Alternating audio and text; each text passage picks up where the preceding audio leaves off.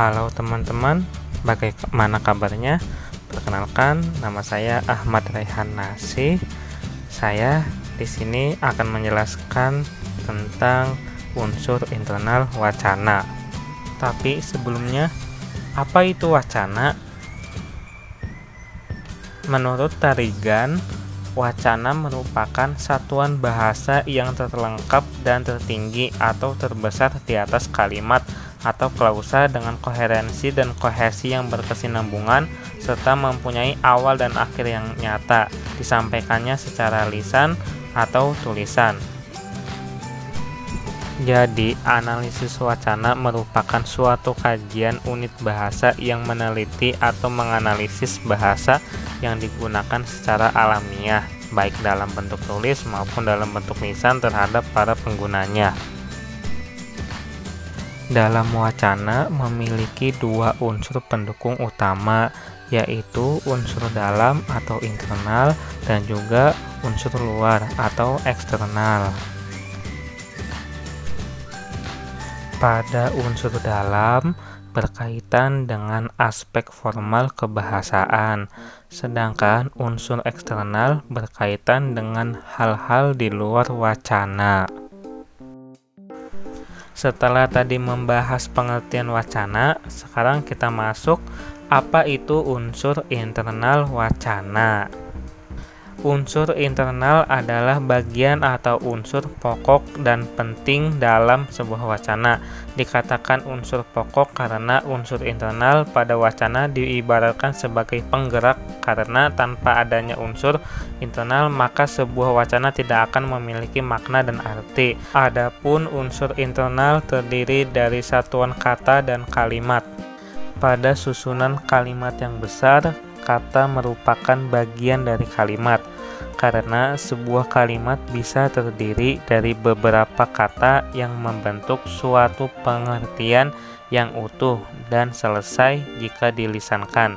Sebuah kalimat diakhiri dengan intonasi final.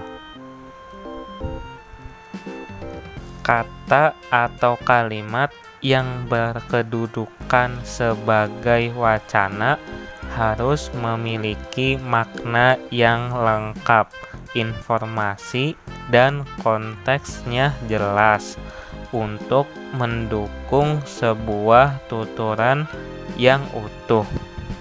Sebagai contoh, ketika pulang dari kampus, Ida bertemu dengan Ade. Kemana, kuliah ya? Enggak, mau ke rumah teman ngerjakan tugas kelompok. Sebagai contoh lagi, saya haus. Nah, kalimat itu dapat dipahami pendengar atau pembaca karena adanya unsur lain seperti saya tidak haus atau saya mau minum.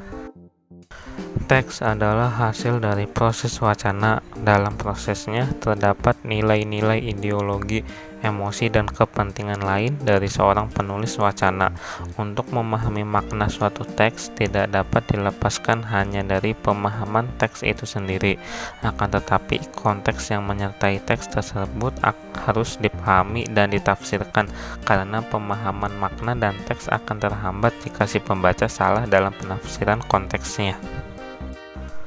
Adapun secara garis besar beberapa konteks wacana yang dapat dibedakan menjadi dua kelompok, yaitu konteks bahasa dan juga konteks luar bahasa. Lalu pada konteks wacana terdiri dari beberapa unsur, yaitu latar, peserta, hasil, amanat, cara, sarana, norma, dan juga jenis. Latar atau setting and scenes. Latar bersifat fisik yang mengacu pada tempat dan waktu terjadinya percakapan atau peristiwa, sedangkan scene merupakan latar psikis yang mengacu pada suasana psikologis yang menyertai tuturan.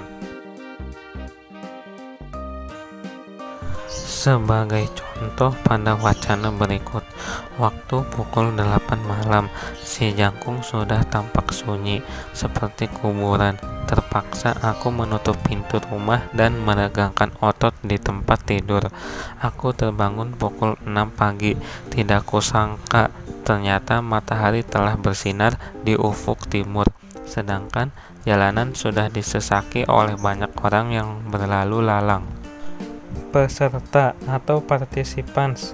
Peserta yaitu orang-orang yang terlibat dalam percakapan baik secara langsung maupun tidak langsung. Hasil.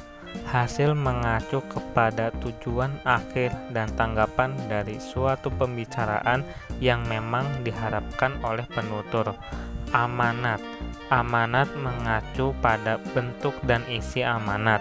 Bentuk amanat dapat berupa surat, esai, iklan, pemberitahuan, pengumuman, dan sebagainya.